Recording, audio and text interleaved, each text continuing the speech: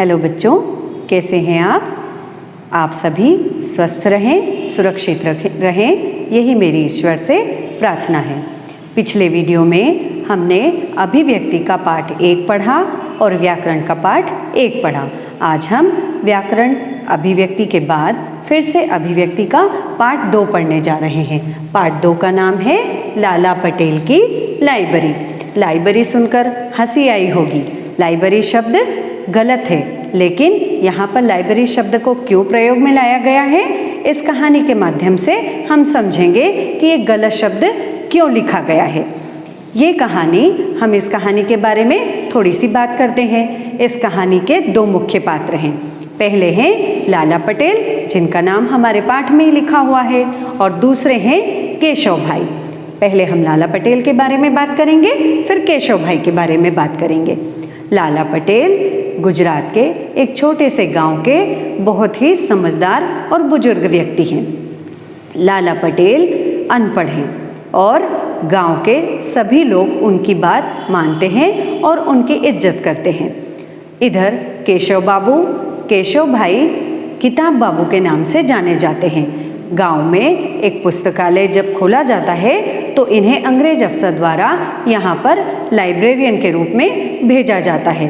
केशव बाबू बहुत ही सज्जन पुरुष हैं और क्योंकि इस गांव के अधिकांश लोग अनपढ़ हैं तो वो इस पाठ में उनको पढ़ाने का प्रयास करते हैं, उन्हें साक्षर बनाने का प्रयास करते हैं और लाइब्रेरी के साथ साथ रखरखाव के साथ साथ गांव के सभी लोगों को पढ़ाने का काम भी करते हैं। ये गांव गुजरात में है, जो कि स्वतंत्रता के पहले की कहानी को दिखा रहा है।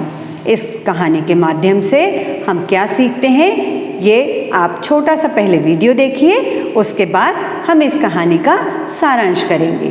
तो चलिए पहले इस कहानी को मज़ेदार तरीके से वीडियो में हम देखते हैं। लाला पटेल की लाइब्रेरी। बहुत साल पहले की बात है। भारत में अंग्रेज़ों का राज था। चारों तरफ आज़ादी के नारे गूंज रहे थे। गांव का जीवन बदल रहा था। लाला पटेल का गांव गुजरात में था। गांव में बिजली आ गई थी, नई सड़कें बन रही थी, किसान खेतों में बीज बो रहे थे, नई खाद डाल रहे थे। लाला पटेल गांव के बुजुर्ग थे, सब उनकी सलाह लेते। लाला पटेल अनपढ़ थे, वे सरकारी फरमान नहीं पढ़ पाते थे। सरकारी अफसर शहर से आते, गांव के लोगों पर अंग्रेजी में रौब जमाते, अनपढ़ होने का ताना देते। एक दिन लाला पटेल ने सोचा, सरकारी बाबू हमें गंवार समझते हैं। खेती करना क्या आसान है? उसमें भी सूझबूझ चाहिए। किसान खेत तैयार करता है, धान उगाता है, पशुओं की देखभाल करता है। मेरे पास ज़मीन है, मैं खेती करूँगा। इस उम्र में मुझसे पढ़ना लिखना नहीं होगा। यह सोचकर लाला खेती करने लगे। एक दिन सरकारी फरमान आया, गांव में लाइब्रेरी पुस्तकालय बनेगा। लोग सोच में पड़ गए, लाला पटेल से सलाह लेनी होगी।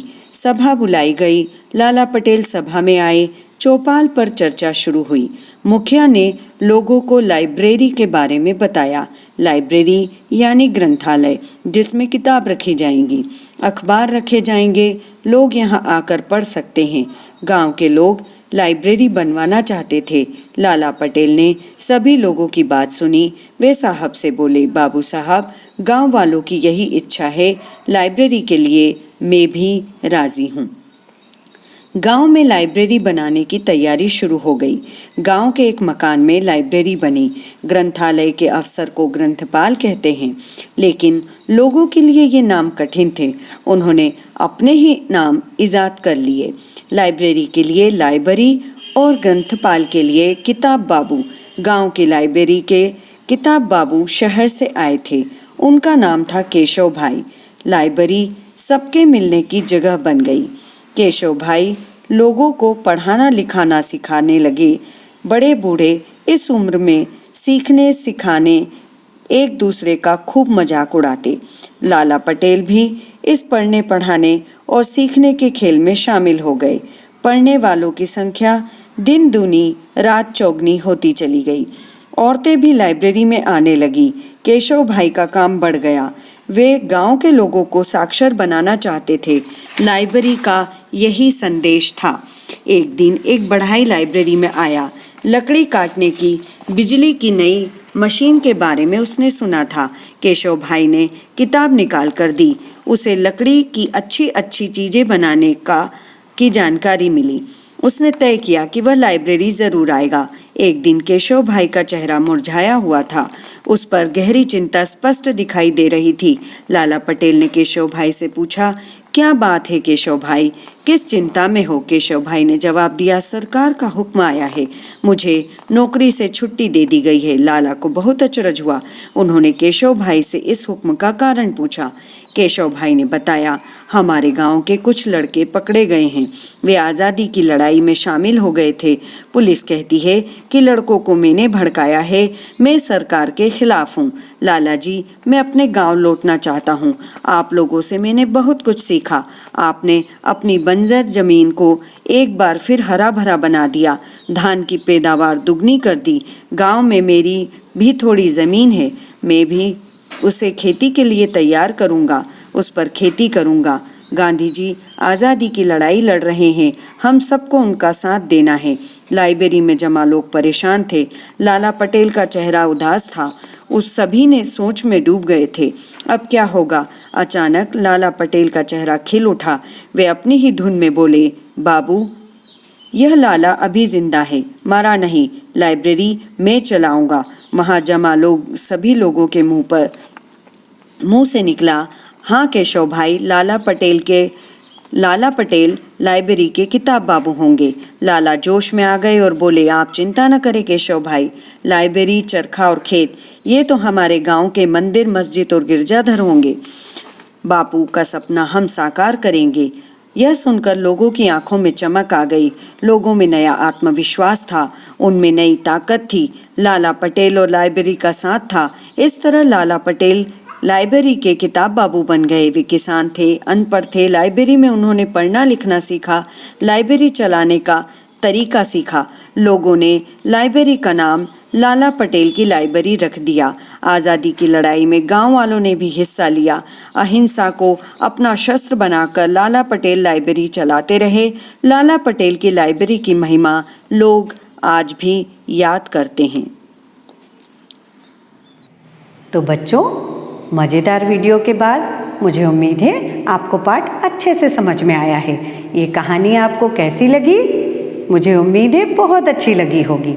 लेकिन इस कहानी से हमने ये सीखा कि उम्र कोई भी हो, सीखने की लगन होनी चाहिए। यदि लगन है, इच्छा शक्ति है, तो हम किसी भी काम को किसी भी उम्र में आसानी से कर सकते हैं। इस पाठ में हमने देखा कि लाला पटेल, जो कि अनपढ़ व्यक्ति थे, बुजुर्ग थे, लेकिन उनमें जब इच्छा शक्ति जागी तो उन्होंने पढ़ना लिखना भी सीखा और लाइब्रेरी का काम भी सीख लिया। और केशव भाई, जो कि लाइब्रेरियन थे, उन्होंने लाइब्रेरियन होते हुए भी गांव के लोगों को पढ़ाया लिखाया और उन्हें साक्षर बनाया। साथ ही उन्होंने लाला पटेल से क्या सीखा? उन्होंने खेती करना सीखा। तभी तो उन्होंने निश्चय किया था अंग्रेजों के द्वारा निकाले जाने पर कि मैं अपने गांव की बंजर भूमि को फिर से उपजाऊ बनाऊंगा।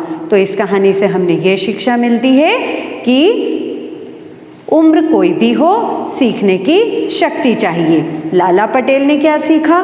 पढ़ना लिखना सीखा। और केशव भाई ने क्या सीखा? केशव भाई ने खेती का काम करना सीखा।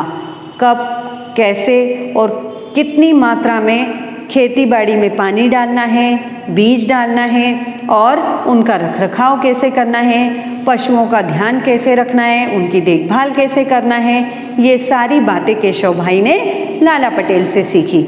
लाला पटेल ने केशव भाई से क्या सीखा? पढ़ना लिखना सीखा। फिर पुस्तकालय को कैसे ध्यान में रखते हुए कैसे मैनेज करते हैं, वो सब सीखा। तो इस पाठ से हमने क्या सीखा कि सीखने की कोई उम्र नहीं होती है।